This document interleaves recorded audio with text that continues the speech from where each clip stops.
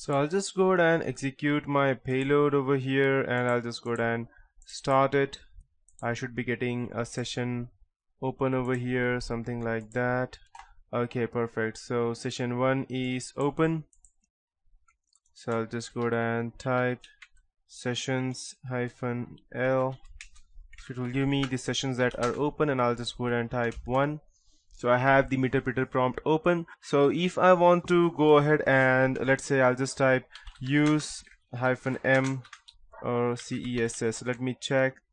Okay, so I need to go ahead and update the process module. So for that I can just go ahead and type PS and it will show me the process. And the reason why I am not able to go ahead and install the process module over here, the reason for that would be because I already have a process module installed. It will only go ahead and duplicate the effect.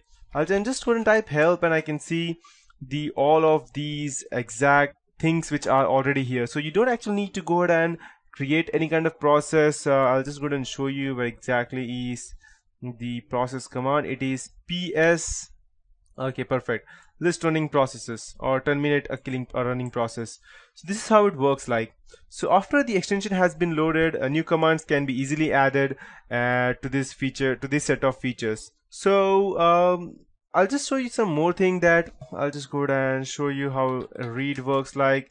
It reads data from any specific supplied channel, and as you can see it's giving me a channel ID to go ahead and read.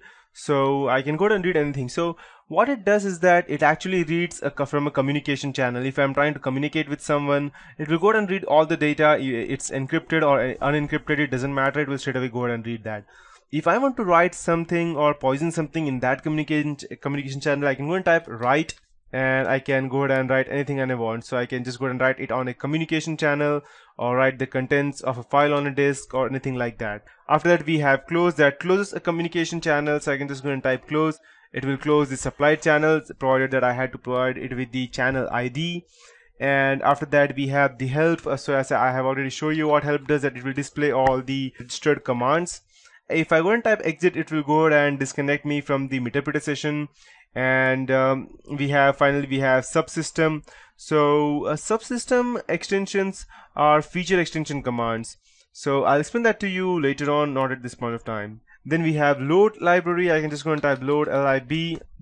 Okay, I believe that this command was removed, but previously it used to go ahead and load a library on the remote endpoint, and it uses a feature extension module that's process, manipulation, and execution of command. If I go ahead and type execute, it will ask me what it wants to execute.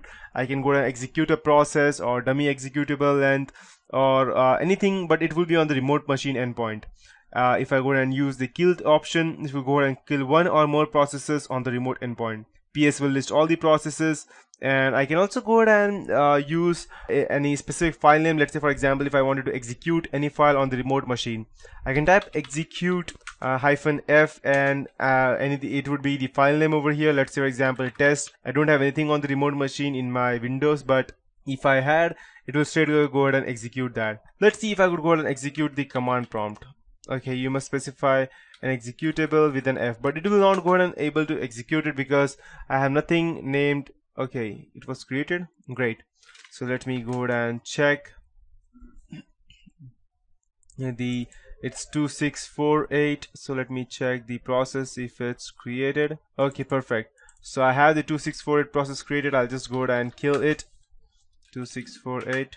Again, I'll just go ahead and check. Okay, 2648 was killed. Perfect. So this is how it looks like exactly. And as you can see, I have the payload over here running and running perfectly. I'll just go ahead and migrate it to the Explorer so that no one will be able to see me. So let's see if I'm perfect. And I'll just go ahead and see. I should get something. Okay, as you can see, I can the person who has this will not be able to see whether I was there on their PC, because you will not be able to see the payload file. So similarly, I can also go ahead and supply the H argument, -H argument, or the -A, -H for creating hidden processes, -A for would be the arguments to pass to the executable using the execute command, and -C to channelize the input and output. And I can kill multiple things at one point of time, such as, let's say for example, if I wanted to kill let me check if something is not necessary. everything is necessary, I believe, over here.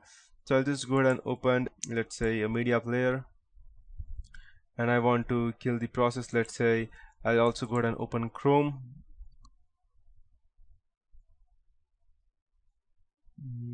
Okay, so I'll just go over here. So let's say I wanted to go ahead and kill these processes, so multiple processes at one point of time. So as you can see, I have the Chrome over here with 3504 and WM player with 2932. So I can just go ahead and type kill 3504 and 2932. It will go ahead and kill all the processes. And if I go and check PS, as you can see, 3932 was deleted, and but let me check, just 3932, 2932 and 3504. So 3504 was killed, so but Chrome ones is still running, so I'll just go ahead and delete that as well. I'll just go ahead and copy it, and I'll go ahead and kill that as well. 3296 not valid. Okay, let me check. Okay, bad command. Okay, we have Chrome up and running, but the media player has stopped. So let me check. 292696. I'll just check. Okay, I believe the Chrome should have stopped by now. It's still running. Okay, we have another process. Chrome eats up a lot of RAM.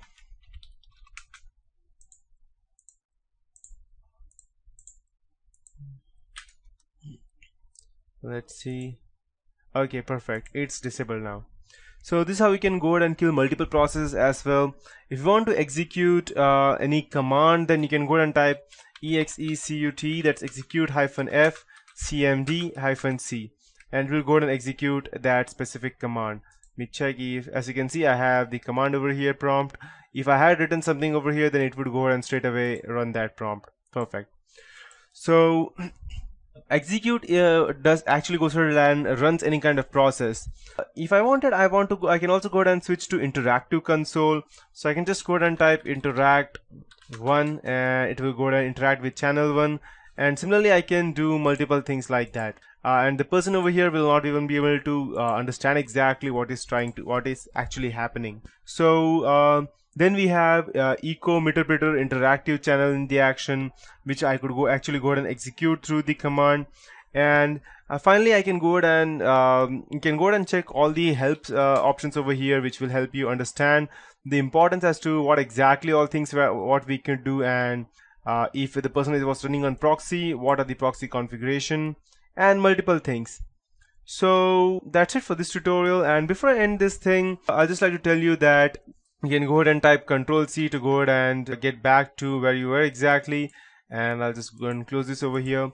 So a few things before I close this tutorial is that a number of other extensions exist that provide potentially useful commands. The entire extension system is easy to modify and customize, thus allowing for more advanced extensions to be written in the future. And the extensions that would be included would be FS, that would provide interaction with the file system on the remote machine. Next one is Net, that provides interaction with the network stack on the remote machine. Process, that provides interaction with processes on remote machine. And finally we have Sys, SYS, that provides interaction with the environment on the remote machine.